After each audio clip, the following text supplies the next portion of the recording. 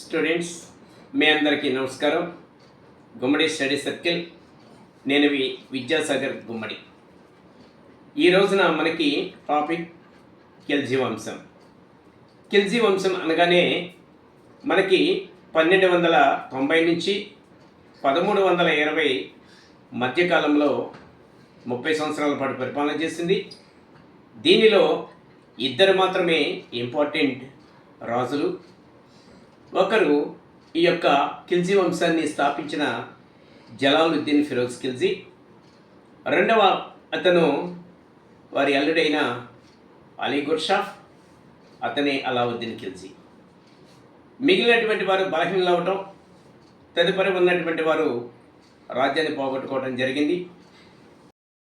బాల్బన్ కాలంలో బాల్బన్ రాజ్యంలో బానిసగా ఉన్నటువంటి ఈ జలాలుద్దీన్ ఫిరోజ్ ఖిల్జీ తర్వాత కాలంలో ఈ రాజ్యాన్ని స్థాపించడం, 1290 నుంచి 96 వరకు 6 సంవత్సరాల పాటు పరిపాలన చేయటం. అతను రాజ్యాధికారానికి వచ్చే సమయానికి అతని వయసు 67 సంవత్సరాలు. అయితే ఇతను మంగోలుల దాడులు చేయటం వల్ల వారిని అణచివేసి వారిని బానిసలుగా చేసుకొని బలవంతపు మత మార్పిడులు చేసి మరి రాజ్యంలో ఉంచుకోవడం జరిగింది. వారిని నయా ముస్లింలు అంటారు.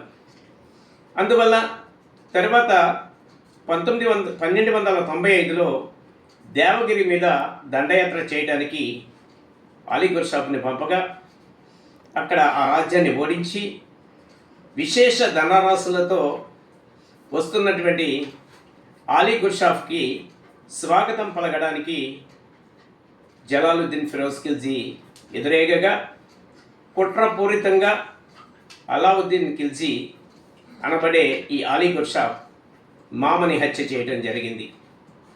తర్వాత అలీ గుర్షాఫే అలావుద్దీన్ ఖిల్జీగా బిరుదు ధరించి 1296 నుంచి 1316 వరకు రాజ్య స్థాపన చేశాడు.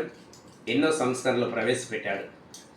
అందువల్ల ఇక్కడ నమ్మక ద్రోహంగానైనా కూడా వారసత్వంగా రాజ్యం వచ్చేది. కానీ అనుకోని పరిస్థితుల్లో మరి రాజ్యకాంక్షతో మామని హత్య చేయడం జరిగింది. అదే కాలంలో తన యొక్క రాజ్యంలో సంస్కరణలు ప్రవేశపెట్టాడు. మొట్టమొదట తూనికలు మరియు కొలతలు అనేటువంటివి ప్రవేశపెట్టాడు. రైతు బజార్లను ఇప్పుడు మనం చెప్పుకునేటువంటి ఏవైతే ఉన్నాయో ఆ కాలంలోనే ఏర్పాటు చేశాడు అలావుద్దీన్ ఖిల్జీ. తర్వాత ఇక్తాలు అనేటువంటి రాష్ట్రాలు అనేటువంటివి కూడా ఈ కాలంలోనే వచ్చాయి. తర్వాత రాగి టంక, జిటాల్ అనేటువంటి వెండి నాణ్యాలని కూడా ప్రవేశపెట్టాడు. అందువల్ల ఇతను సంస్కరణలు చేస్తూనే మరి సామ్రాజ్యకాంక్ష పెంచుకొని మరి వివిధ ప్రాంతాల మీద దాడులు చేయడం జరిగింది. తర్వాత 1299లో అన్హిల్వార్ అంటే గుజరాత్ రాజధాని, అక్కడ ఉన్న వాఘేలా చాళుక్యరాజుని కర్ణుడు అతన్ని ఓడించి అతని భార్య కమలాదేవిని వివాహం చేసుకోవడం జరిగింది.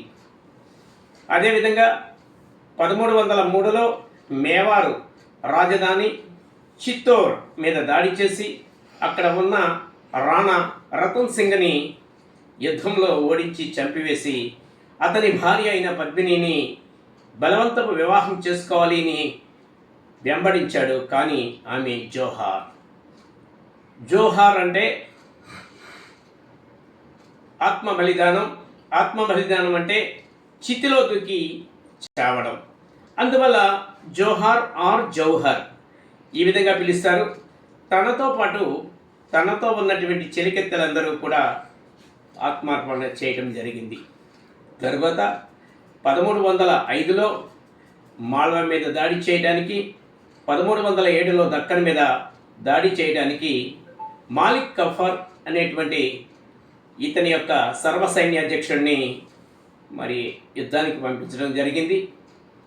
తర్వాత 1308లో రెండవ ప్రతాపరుద్రుడు అంటే మనకి కాకతీయ మహారాజు ఆయనని ఓడించి మరి అతని చేత కప్పం కట్టించుకోవడానికి ఒప్పందం చేయించినాడు ఈ మాలిక్ కఫర్.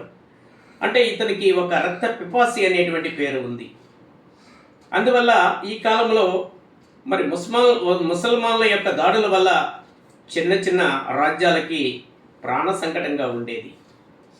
తర్వాత కాలంలో ఈ యొక్క 1296 నుంచి 1316 వరకు పరిపాలన చేసినటువంటి కాలంలో మరి ఇతను చనిపోయాక 16 తర్వాత వచ్చినటువంటి తన వారసులు మరి వాళ్ళు బలహీనలు అవటం వల్ల రాజ్యం విచ్ఛిన్నమైపోయింది.